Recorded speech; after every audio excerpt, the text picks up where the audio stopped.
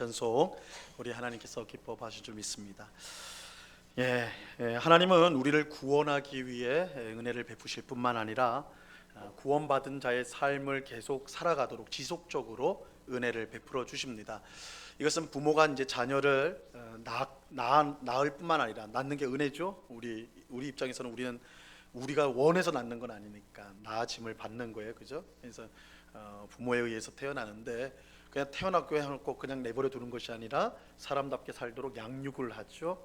마찬가지로 우리가 구원받은 것이 새 생명을 얻은 것이다 라고 한다면 새로 태어난 것이다, 거듭남이라고도 표현하죠. 그렇게 태어났을 때 우리를 그냥 딱 새롭게 태어나기만 하고 이제부터 네가 알아서 잘해라 이렇게 하시는 것이 아니라 새 생명을 받은 자로서 하나님의 자녀로서 살 수 있는 그런 지속적인 은혜를 우리에게 베풀어 주신다는 것입니다. 하나님은 우리에게 은혜를 베푸시는 세 가지 수단이 있습니다. 이 주요한 수단이라고 할 수 있죠. 이 세 가지 수단을 우리가 이제 부지런히 사용해야지, 사용할 때 우리가 이제 풍성한 은혜를 가지고 하나님의 자녀로서 새 생명을 가진 자로서 이 땅에서 살아갈 수가 있게 됩니다. 그 세 가지는 말씀과 성례와 기도라고 말씀을 드렸어요. 말씀, 그러니까 하나님의 말씀, 그리고 성례, 세례와 성찬, 그리고 기도, 마지막에 기도. 이 세 가지가 하나님이 우리에게 은혜를 베푸시는 중요한 수단들이에요. 그러면 이 세 가지 빼고는 우리에게 은혜를 주시는 방법이 없습니까? 아니요. 방법이 있죠. 아주 직접적인 은혜로 주실 때도 있고 여러 가지 하나님을 제한할 수는 없어요. 그러나 가장 중요한 수단이 된다. 그래서 우리가 이런 특별한 은혜도 사모해야 되겠지만 이렇게 주요하게 주시기로 한 이 세 가지 수단을 우리가 잘 활용하는 것은 우리 신자로서, 성도로서 너무나 당연한 일이다 할 수가 있습니다. 자, 우리는 이 세 가지 수단 중에 말씀을 이미 살펴보았습니다. 그리고 성례 중에서도 세례에 대해서 우리 지난 시간에 살펴보았고, 오늘은 성례의 나머지 한 가지 성찬에 대해서 함께 살펴보려고 합니다. 자, 오늘은 두 문답이에요. 96과 97. 그러니까 길지 않을 것이다 이렇게 예상을 할 수가 있는데 그건 또 모르는 일이겠지만 자, 우리 96 문답을 해보겠습니다. 제가 질문을 하면 답을 씩씩하게 읽어주세요. 96문, 주님의 성찬이 무엇입니까? 성찬은 그리스도께서 정하신 대로 떡과 포도주를 주고 받음으로써 그의 죽으심을 나타내 보이는 성례입니다. 주님의 성찬을 합당하게 받는 사람은 물질적이고 육신적인 태도가 아니라 믿음으로 받고 그리스도의 몸과 피에 참여하여서 주님의 모든 유익을 받고 신령한 양식을 먹고 은혜 안에서 장성합니다. 좀 내용이 길죠? 자, 먼저 성찬이 뭐냐? 성찬은 그리스도께서 정하신 대로 하는 것이다 이렇게 말하고 있습니다. 우리 기독교의 성례는 두 가지입니다. 세례와 성찬 두 가지예요. 이 두 가지의 공통점은 예수님께서 직접 세우셨다라는 거예요.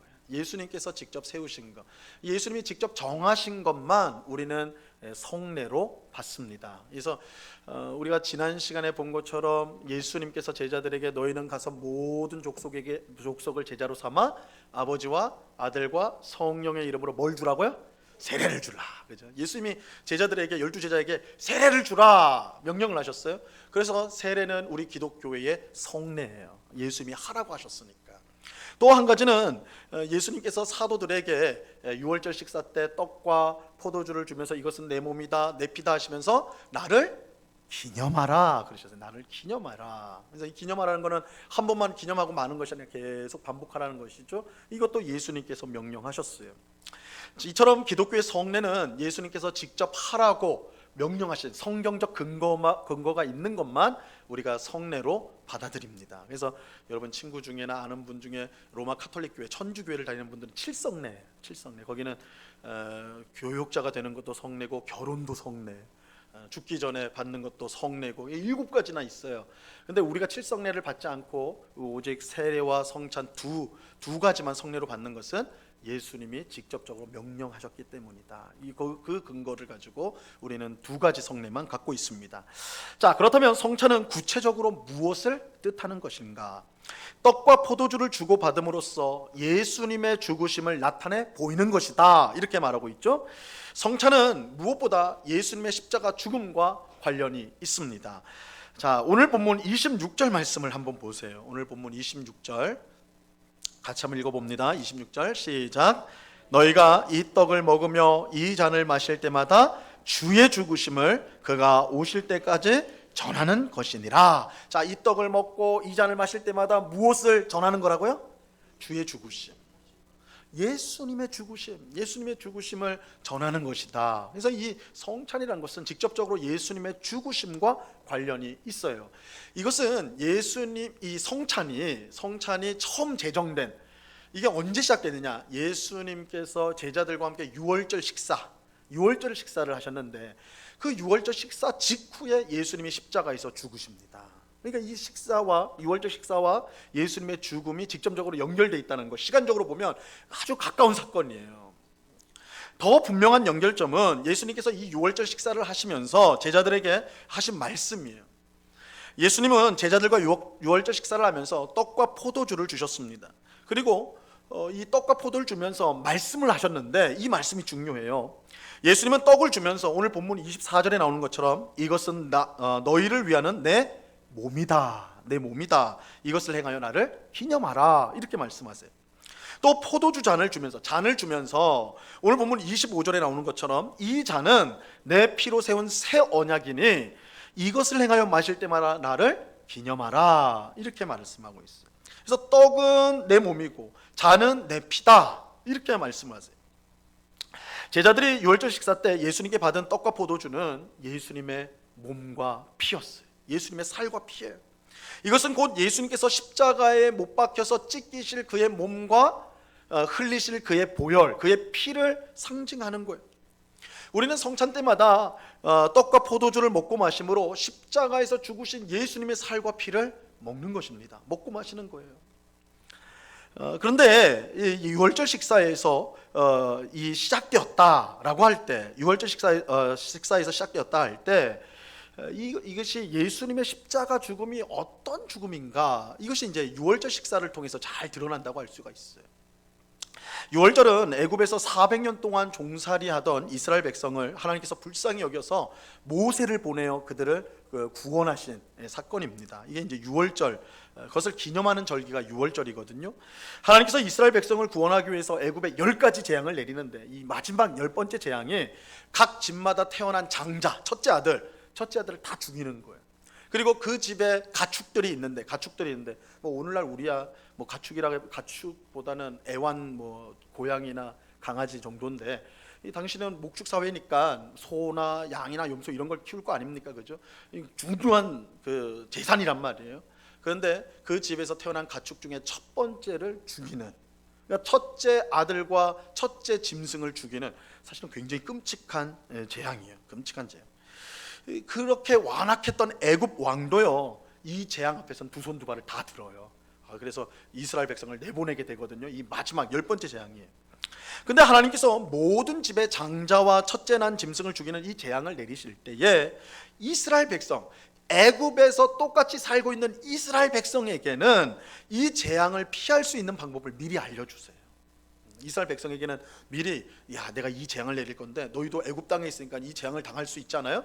그러니까 이 피할 수 있는 방법을 알려줄게 해서 알려줘요. 방법을 알려줘요. 그 방법이 뭐냐? 어린 양을 잡아가지고 그 피를 문설주에 바르는 거예요. 문설주라는 것은 우리 문이 이 네모나다면 양쪽 기둥을 문설주라고 그래.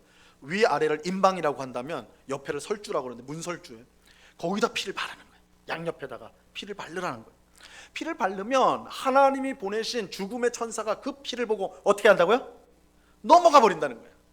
여기 피가 묻었네? 그러면 넘어간다는 거예요. 그 피를 보고 그 집에 심판을 내리지 않고 넘어간다. 그래서 이 절기를 유월절이라고 하는데 이 유월이라는 말이 넘어간다는 뜻이에요. 유월, 넘어간다. 패스오버, 넘어간다라는 거예요. 어린 양의 피를 문에 바름으로써 하나님의 심판이 넘어가 버리는 거예요. 그 집에 임하지 않고, 그러니까 어린 양으로 말미암아, 어린 양의 피로 말미암아, 그 생명으로 말미암아 재앙이, 하나님의 재앙이 넘어간다. 근데 예수님은 바로 이 유월절을 기념하는 식사를 성찬으로 시작을 하셨어요.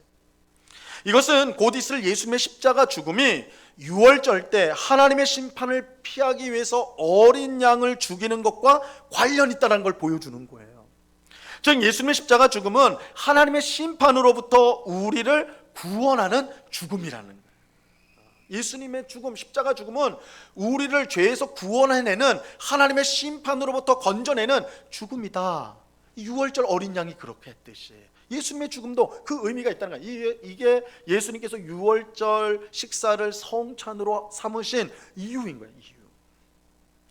이런 점에서 세례자 요한은요, 예수님을 보면서 요한복음 1장에 있죠. 예수님을 보더니 세상 죄를 지고 가는 하나님의 어린 양이다, 이렇게 말했죠. 사도 바울은 더 직접적으로 예수님은 유월절 양이다, 이렇게 표현해요. 유월절 양이다. 자, 정리하면 성찬은 예수님이 제자들과 나눈 유월절 식사에서 시작되었는데, 유월절 양이 그 피로 하나님의 심판을 면하게 한 것처럼 예수님께서 십자가에서 몸이 찢기고 피를 흘림으로 하나님의 재앙에서, 하나님의 진노에서, 심판에서 우리를 구원하였다라는 것을 알려주는 성례가 바로 성찬이라는 거예요. 성찬. 우리가 성찬에 참여할 때 먹고 마시는 떡과 포도주는 우리를 죄에서 구원하기 위해 예수님께서 십자가에서 흘리신 피와 또한 찢기신 몸을 상징하는 것입니다.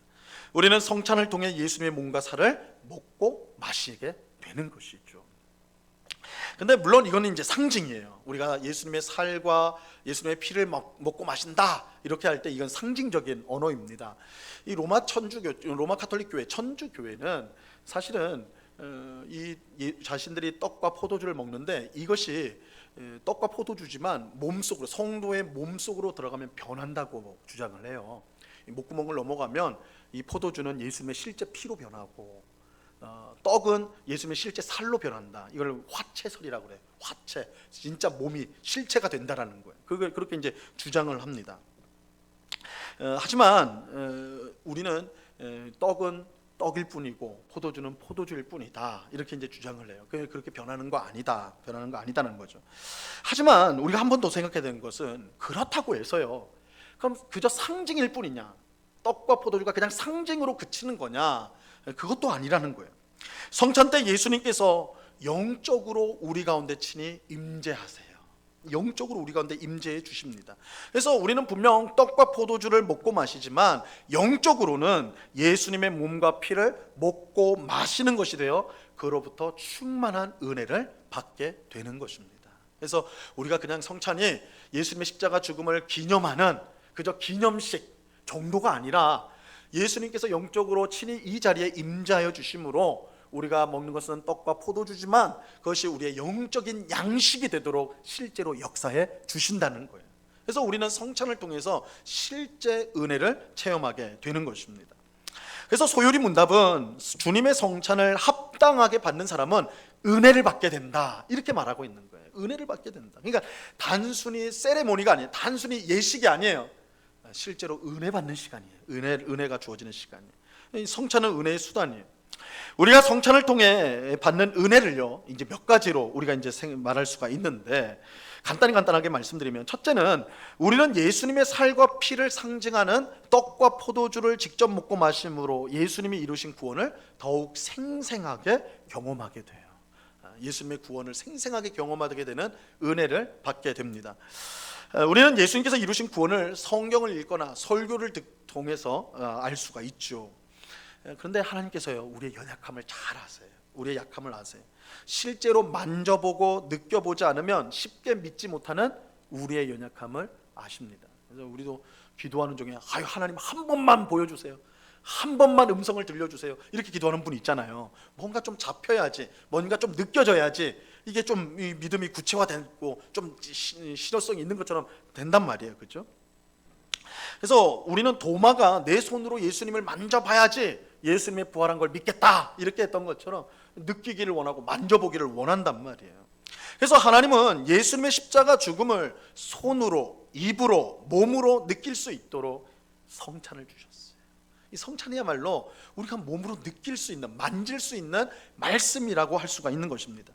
우리는 성찬 때 떡과 포도주를 먹고 마심으로 우리를 위해 십자가에서 찢기신 예수님의 몸과 흘리신 예수님의 피를 생생하게 경험하게 되는 거예요. 이 실물 교육이는 실물. 우리가 성경은 말씀으로만 보고 또 말씀으로만 듣던 것을 우리가 떡을 만지고 포도주를 잡고 또 몸속에 넘기면서 이 오감을 다 느끼잖아요. 이것이 예수님의 십자가 죽음을 몸으로 체험케 하는 그런 은혜를 우리에게 준다라고 할 수가 있는 것입니다. 이게 첫 번째예요. 자, 두 번째는 예수님의 살과 피를 상징하는 떡과 포도주를 먹고 마심으로 예수님과의 연합을 체험하게. 예수님의 연합. 우리가 구원을 받는 것은 단순히 죄의 늪에서 빠져나오는 것만을 의미하지는 않습니다. 구원은 예수님과 우리가 연합되는 거예요. 구원은 예수님과 우리가 연합이 돼요. 예수님의 죽음이 우리의 죽음이 되고 예수님의 부활이 우리의 부활이 됩니다.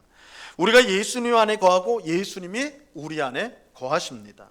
그래서 죄의 늪에서 빠져나올 뿐만 아니라 죄를 이기는 삶을 살아가게 되는 것이에요. 예수님이 우리 안에 있기 때문에, 우리가 예수님 안에 있기 때문에, 예수님과 우리가 연합되었기 때문에 우리는 죄를 이기는 삶을 살아갈 수가 있는 거예요. 우리는 성찬을 통해서 예수님의 연합을 생생하게 체험하게 돼요. 뭘 통해서요? 예수님의 살과 피를 상징하는 떡과 포도를 먹고 마심으로. 예수님을 먹는 거예요. 이게 생각해보면 좀 무시무시한 말인데, 표현인데, 이게 우리 감각적으로 확 느껴지는 거죠. 아, 내가 지금 예수님을 먹는구나. 예수님을 먹으면 소화돼서 사라지는 게 아니라, 그렇게 생각하면 너무 끔찍한 거고, 예수님 내 안에 들어오신다는 것을 먹음으로써, 마심으로써 경험하게 된다는 거예요. 내가 예수님과 연합된 자다. 이게 이제 성찬을 통해 경험하게 된다는 거예요. 자, 셋째로 떡과 포도주가 우리 육체에 힘을 주듯이 성찬 때 먹는 떡과 포도주는 우리에게 영적인 힘을 줍니다. 앞에서 말씀드린 대로 성찬 때 먹는 떡과 포도주는 단순히 예수님의 몸과 피를 상징하는 것만은 아니에요. 예수님께서 친히 영적으로 임재하시기 때문에 우리가 먹는 떡과 포도주는 영적인 양식이 돼요. 영적인 양식. 그래서 우리에게 영적인 힘을 공급해 주는 것입니다. 그래서 교회에서 조금 주잖아요, 그죠? 떡 조금 주고 포도주 조금 주는데, 뭐 이거 먹고 무슨 힘이 납니까? 기회만 되면 좀 많이 드려도 좋을 것 같은데 사실은. 그래서 좀 포만감을 느껴야지. 이 힘이 오는구나, 이게 느껴질 텐데 우리가 이 여러 환경의 제약 때문에 못 하는 건데, 사실은 막 주먹밥처럼 이런 거 정도 줘야지. 성찬 때 내가 힘이 난다. 영적으로는 힘이 주어지는구나, 이게 될 텐데, 그죠? 어쨌든 우리가 믿음으로 떡과 포도주를 먹을 때 영적인 힘, 하나님께서 우리의 영적인 힘을 공급해 주는 것, 그것을 체험할 수 있는 것이 바로 이 성찬이라는 것입니다. 자, 네 번째로는 모든 성도가 한 자리에서 똑같은 떡과 포도주를 먹고 마심으로 예수님 안에서 한 가족이라는 것을 알게 됩니다. 이 성찬은 교회를 이루는 모든 성도가 예수님 안에서 한 가족이라는 걸 보여줘요. 여러분, 가족의 가장 분명한 특징이 뭡니까? 밥을 같이 먹는 거예요. 밥을. 그러니까 오늘날처럼 현대가 되면서 다 바빠가지고 밥을 다 같이 못 먹잖아요. 이게 그러니까 가족의 결속을 흐트러뜨리는 거예요, 사실은. 가족은 같이 밥을 먹어야 돼. 이 가족은 식탁 공동체, 식탁. 같이 밥 먹으면서 밥을 튀겨가면서 얘기도 하고, 그죠? 막 그렇게 거기서 교육도 이루어지고 이런 거거든요. 이 성찬은 우리 모든 성도가 한 가족으로서 참여하는 식사예요, 식사. 그래서 이 성찬을 하면서 우리는 한 가족이라는, 우리가 하나의 몸, 예수 그리스도의 몸을 이룬 교회, 예수 그리스도 안에서 한 가족이라는 것을 경험하는 것이에요. 경험하는 것. 여러분, 이러한 성찬은요, 단지 이 시간에 우리가 하나라는 것을 보여줄 뿐만 아니라 사실은 장래에 천국에서 우리가 함께 참여하게 될 천국 잔치를 미리 보여주는 또한 역할을 하기도 합니다. 여러분, 성경에서는 이 천국에 대해서 표현을 할 때 우리는 뭐 황금집이라든지 무슨 자동차 이런 거 얘기하기 좋은데, 성경은 잔치의 비유를 많이 합니다. 잔치에. 그래서 성경에서 천국은 잔치예요, 잔치. 잔치가 모든 것이 풍성하고 모든 것이 갖추어진 거 아니에요? 그런데 잔치에서 가장 중요한 거는 맛있는 음식도 중요하고 뭐 여러 가지 흥겨운 음악도 중요하고 다 중요하지만 제일 중요한 건 뭐예요? 사람이 북적북적 돼야 돼요. 잔치를 열었는데 산의 진미가 이렇게 쌓여 있는데 사람이 없어. 혼자 먹고 있다고 그래봐요. 그 잔치 아니죠. 그거는 음식이 많다고 이 잔치가 되는 게 아니에요. 사람이 많아야 된다. 북적북적 해야 된단 말이에요. 천국 잔치에는 분명해요. 먹을 것도 정말 맛있는 게 많이 있겠지만 사람들로 북적북적 할 거란 말이에요. 잔치의 잔치 그야말로. 근데 그 북적북적한 내 옆에 있는 사람들이 누구예요? 누굴까요? 내가 알지 못하는 저 먼 나라 사람일까요? 뭐 그런 사람들이 있겠지 당연히. 내 옆에 있는 사람 누굴 거예요? 천국에서 지금 옆에 있는 성도들이에요. 지금 우리 성도님 옆에 있는 성도들이에요. 한번 살짝 보세요. 째려보지 마시고. 천국에서 이 사람들이 있어요. 천국에서도 이 왼수 같은 사람과 있어야 되나? 그렇게 생각하면 천국도 불행해지는 것이죠. 여러분, 이 사실이 알려주는 것은 우리가요, 이 땅에서 천국에서 우리가 어쨌든 결론적으로는 천국에서 다 함께 영원히 지낼 사람들이에요. 그러니까 이 땅에서 불편하게 만들면 안 돼. 그래서 우리가 성찬을 통해서 내가 이 성도를 사랑하겠습니다. 옆에 있는 성도를 내가 품겠습니다. 우리 가족입니다. 천국 가족입니다. 그 의식을 성찬을 통해 가지게 되는 것입니다. 여러분, 옆에 있는 성도와 천국에서 맛있게 먹으면 그때는 떡 조금 포도주 조금 아니에요. 천국에 가면 원대로 주실 거예요. 하나님께서, 풍성한 하나님께서. 그죠? 그날을 우리가 바라보면서 교회에서 성찬을 나누는 거예요. 그래서 우리가 성찬할 때마다 우리가 한 가족이다, 이 의식을 가지셔야 되는 거예요. 자, 마지막으로 성찬에서 우리는 예수님의 살과 피를 먹고 마시는데, 그것은 우리의 죄를 위해 예수님께서 십자가에서 찢기시고 피를 몸이 찢기시고 피를 흘리셨다는 것입니다. 예수님이 우리 죄 때문에 십자가에서 죽으셨어요. 이 사실은 뭘 말합니까? 우리가 성찬을 할 때마다, 성찬할 때 예수님의 십자가를 생각하는데 그 십자가 죽음을 일어나게 한 건 우리의 죄 때문이라고요. 그래서 성찬을 할 때마다 우리가 죄를 멀리해야 되겠다라는 마음을 가지게 되는 거예요. 우리가 성찬을 할 때마다 내가 죄를 멀리하겠습니다, 죄를 가까이 하지 않겠습니다, 이러한 마음, 다짐을 하게 되는 것이죠. 이것이 이제 성찬에 참여하는 사람에게 부어주시는 은혜라고 할 수가 있습니다.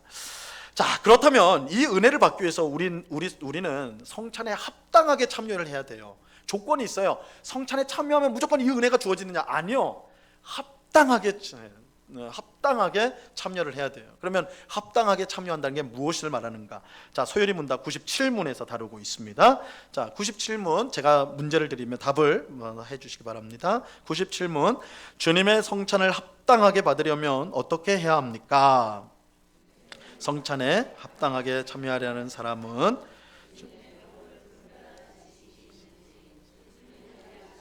삼는 믿음이 있는지, 회개와 사랑과 새로운 순종이 있는지 스스로 살펴야 합니다. 그렇지 아니하면 합당치 않게 나아옴으로 자기에게 임할 심판을 먹고 마시게 됩니다. 자, 성찬을 통해서 은혜를 받으려면 성찬에 합당하게 참여를 해야 돼요. 세 가지를 말하고 있는데, 첫째는 주님의 몸을 분별하는 지식이 있어야 돼요. 지식이 있어야 돼요. 이 지식을 가지고 성찬에 참여를 해야 된단 말이에요. 이것은 성찬을 참여할 때 먹고 마시는 떡과 포도주가 무엇을 의미하는지 알고 있어야 된다는 것입니다. 전에 말씀드린 대로 성례 그 자체에는 어떤 효력이 있는 게 아닙니다. 아무 사람에게나 세례를 베푼다고 해서 제가 길거리 나가가지고 떡볶이 먹고 있는 아이에 잡고는 너 구원받아야 되니까 세례 줄게, 세례 받아 한다고 세례를 준다고 해서 그 아이가 구원받는 것 아니에요. 절대 아닙니다. 아무 사람이나 다 우리 오늘 성찬식이 있으니까 밖에 나가가지고 다 우리 성찬식 하니까 빨리 와서 성찬 먹읍시다 해가지고 다 와가지고 그냥 성찬 떡 먹고 포도주 마신다고 그들이 구원을 받는 게 아니에요. 은혜 받는 게 아니란 말이에요. 그러니까 성례 자체에 은혜를 담고 있지 않아요. 성례는 오직 믿음으로 참여할 때에 은혜를 받게 됩니다. 믿음으로 참여해야 돼요. 믿음 없이 성례에 참여하면 아무 유익이 없습니다. 그런데 믿음으로 참여한다고 할 때 그 믿음이 맹신이 되지 않고 참 믿음이 되려면요, 반드시 지식이 있어야 돼요. 여러분, 믿음은 그냥 믿습니다가 아니에요. 이건 모르겠고 그냥 난 믿을게요, 이게 믿음이 아닙니다. 그건 맹신이에요, 맹신. 바른 믿음은 지식이 있어야 돼요. 바른 지식이 있어야 돼요. 바르게 알아야 돼요. 그래야지 바르게 믿을 수가 있단 말이에요. 지식 없는 믿음은 맹신으로 우리를 잘못된 길로 이끌어가요. 여러분, 이단에 빠진 사람들을 한번 생각해 보자고요. 하나님의 교회라는 이단이 있어요. 하나님의 교회라는 이단, 요즘에 활동을 많이 하는 이단인데, 여기 사람들이 전도할 때 여자 하나님에 대해서 말을 해요. 들어보셨어요? 여자 하나님이 있어요. 여자 하나님. 근데 원래부터 이 하나님의 교회가 여자 하나님을 주장한 건 아니에요. 원래 교주가 남자였어요. 남자 하나님이, 남자 하나님. 근데 죽었어요. 하나님이 죽어버렸단 말이에요. 그런데 유지는 해야 될 거 아니에요. 그러니까 그 부인이 어느 날부터 하나님이 돼버린 거예요. 여자 하나님이에요. 부인이니까 여자 하나님이 되는 거예요. 근데 우리가요, 성경을 조금만 읽어도 이게 말도 안 되는 주장이라는 것을 알 수가 있습니다. 여러분, 성경은 하나님을 사람처럼 남자와 여자로 말씀하지 않습니다. 물론 성경에서 하나님을 표현할 때 남자의 하나님이 남성인 것처럼 표현된 건 사실이에요. 그래서 하나님이 어머니가 아니라 아버지, 보통은 아버지로서, 그래서 하늘 아버지 이렇게 이제 표현이 됩니다. 그래서 마치 남성인 것처럼 그렇게 생각을 하게 하는데, 하지만 이것은 하나님이 정말 남자기 때문에, 정말 남자라서 아버지라 그렇게 부르는 건 결코 아닙니다. 다만 그렇게 성경에 나와 있는 건 우리 수준에 맞춰서 표현한 것일 뿐이에요. 그러니까 성경의 하나님에 대한 지식은요, 그 자체로 우리에게 맞춰진 지식이에요. 우리가 유치부 아이들한테 어떤 사실을 알려줄 때 그 아이들 눈높이에 맞춰서 말해줘야 되잖아요. 막 영어 섞어서 가면서 뭐 이 설명하면 애들 아무것도 못 알아들어요, 그죠? 그러니까 맞춘단 말이에요. 똑같이 성경도 하나님, 우리가 절대자인 하나님을 알 방법이 없어요. 그래서 하나님을 설명할 때 우리가 쓰는 말, 우리의 문화 이런 것들을 사용해서 설명을 해줘요. 그러니까 남자라고 표현했다고 해서 예수님 남자가 아니에요. 왜냐하면 예수님은 영이시기 때문에. 하나님은 영이시니 이게 가장 중요한 지식 아니에요? 하나님에 대한 지식. 영은 성별이 없어요. 그러니까 딱 이 지식만 갖고 있어도 여자 하나님이니 남자 하나님이니 하는 말은 다 허튼 소리가 되는 거예요. 그거 따라가면 맹신 돼버리는 거죠. 그러니까 바른 지식이 없으면 맹신이 돼버린다고요. 여러분, 지식이 없으면 맹신이 돼요. 성찬도 마찬가지. 성찬에 대한 지식이 없으면 성찬은 우리에게 아무 유익을 주지 않습니다. 그래서 여러분이 성찬을 대할 때에 내가 지금 먹는 이 떡은 예수님이 나의 죄를 위해서 십자가에서 찢기신 예수님의 몸을 상징하는 것이다. 또 생명의 떡이신 예수 그리스도를 상징하는 것이다. 이 지식이 있어야 된단 말이에요. 내가 마시는 이 포도주는 예수님이 나의 죄를 위해서 십자가에서 흘리신 보혈, 그리고 하나님과 또한 우리 사이에 은혜의 언약, 새 언약, 이런 지식이 있을 때 우리가 성례의 이 성찬에 다르게 합당하게 참여하게 된다라는 거예요. 이런 지식 없이 그냥 떡 맛있겠다, 포도주 맛있겠다 이렇게 가버리면 아무런 유익을 얻을 수가 없다라는 거예요. 그래서 지식이 있어야 된다. 주님의 몸을 분별하는 지식이 있어야 된다. 이게 첫 번째. 두 번째는 주님을 양식으로 삼는 믿음이 있어야 돼요. 믿음. 성찬에 참여할 때 무엇보다 중요한 게 믿음이에요. 믿음. 떡과 포도주를 먹고 마실 때 이 떡은 예수님이 나의 죄를 위해 십자가에서 찢기신 몸이고 흘리신 피라는 믿음, 이 믿음을 가져야 돼요. 그리고 성찬을 하는 이 자리에 예수님께서 친히 영적으로 임재하셔서 우리가 먹는 떡과 포도주를 통해 영적인 은혜를 베풀어 주신다는 믿음, 사모하는 마음, 하나님께서 은혜를 베푸신다는 그 믿음을 가지고 나와야지 은혜를 받는 거지, 그죠? 그런 믿음 없이 주려면 주시고 마시면 마시고 그럼 말아요. 그러니까 믿음으로 나올 때 은혜를 받을 수 있는 거예요. 그래서 우리가 이 믿음을 가질 때 우리가 믿음을 가지고 나올 때 그것이 합당한 태도요. 그럴 때 주님을 양식으로 삼을 수가 있는 것입니다. 자, 세 번째는 회개와 사랑과 새로운 순종이 있어야 합니다. 이 성찬은 예수님의 죽음과 연결이 되고 그 죽음은 우리 죄를 위한 거예요. 그러므로 성찬에 참여할 때 우리는 당연히 회개하는 마음을 가져야 합니다. 이게 당연한 거죠. 예수님의 죽음과 관련된 게 성찬이기 때문에. 그래서 우리가 성찬할 때 잘 기억해 보세요. 제일 먼저 하는 기도가 뭐예요? 회개의 기도를 드립니다. 회개의 기도. 그래서 우리가 성찬을 참여할 때 나의 죄를 위해서 죽어주신 예수 그리스도를 생각하면서 먼저 회개하는 마음으로 주님 앞에 나와야 되는 것입니다. 자, 또 우리는 사랑으로 성찬에 참여해야 돼요. 사랑, 주님을 사랑하는 마음으로. 예수님이 우리를 위해 십자가에서 죽은 것은 하나님의 놀라운 사랑 때문이에요. 자, 로마서 5장 8절 말씀인데요, 우리 이 말씀 같이 한번 읽어볼게요. 시작. 우리가 아직 죄인 되었을 때에 그리스도께서 우리를 위하여 죽으심으로 하나님께서 우리에 대한 자기의 사랑을 확증하셨느니라. 자, 성찬이 예수님의 십자가 죽음과 관련이 있다면 성찬은 그 자체로 하나님의 사랑이죠. 그죠? 예수님의 십자가 죽음을 성찬이 담고 있다면 이것은 그야말로 하나님의 사랑이에요. 성찬은 하나님의 사랑이에요. 그렇다면 우리는 성찬을 통해 하나님이 우리를 얼마나 사랑하시는가 그것을 다시 생각하게 되는 것이죠. 그래서 우리를 사랑하셔서 자기 독생자도 아끼지 아니하신 그 하나님의 사랑을 받으며 내가 그 하나님을 사랑하겠습니다 라는 태도로 나와야 한다라는 것입니다. 그래서 우리가 사랑으로 하나님을 사랑하는 마음으로 성찬에 참여해야 된다. 자, 또 우리는 새로운 순종으로 성찬에 참여해야 됩니다. 새로운 순종. 우리가 성찬을 통해 죄를 회개하고 하나님을 더욱 사랑하게 되었다면 그 열매는 하나님 말씀과 뜻에 순종하는 거예요. 순종하는 거. 성찬은 그저 은혜를 받는 것으로 끝나서는 안 돼요. 그 은혜로 인해 하나님을 위해 살겠다는 새로운 순종을 열매 맺어야 하는 것입니다. 그래서 여러분 성찬에 참여할 때마다 회개하고 하나님 더 사랑하겠습니다 고백한 다음에 마지막 우리의 다짐은 하나님의 뜻대로 살겠습니다. 이 새로운 순종에 대한 다짐이 반드시 우리 속에 있어야 한다는 것입니다. 이것이 성찬에 참여하는 성도의 합당한 태도인 것입니다. 자, 그러면 이제 진짜 마지막인데 성찬에 합당하게 행하지 않으면, 합당하지 않게 참여하면, 지식이 없이 회개와 사랑과 새로운 순종이 없이, 믿음 없이 참여하면 어떻게 되는가? 오늘 읽지는 않았지만 27절 말씀, 27절 고린도전서 11장 27절에 보면요 이렇게 나와 있습니다. 이 경고의 말씀이에요. 우리 같이 한번 읽어봅니다. 시작. 그러므로 누구든지 주의 떡이나 잔을 합당하지 않게 먹고 마시는 자는 주의 몸과 피에 대하여 죄를 짓는 것이니라. 여러분 성찬이 우리에게 죄가 될 수 있다는 사실을 아세요? 성찬이 죄가 될 수가 있어요. 우리가 바른 지식이 없이, 믿음이 없이, 회개와 사랑과 새로운 순종에 대한 다짐이 없이 그냥 참여하게 된다면 그것이 주님의 몸과 살에 죄를 짓는 것이 된다, 이렇게 말하고 있습니다. 그리고 죄를 짓는 것은 반드시 심판을 가져오게 되어 있습니다.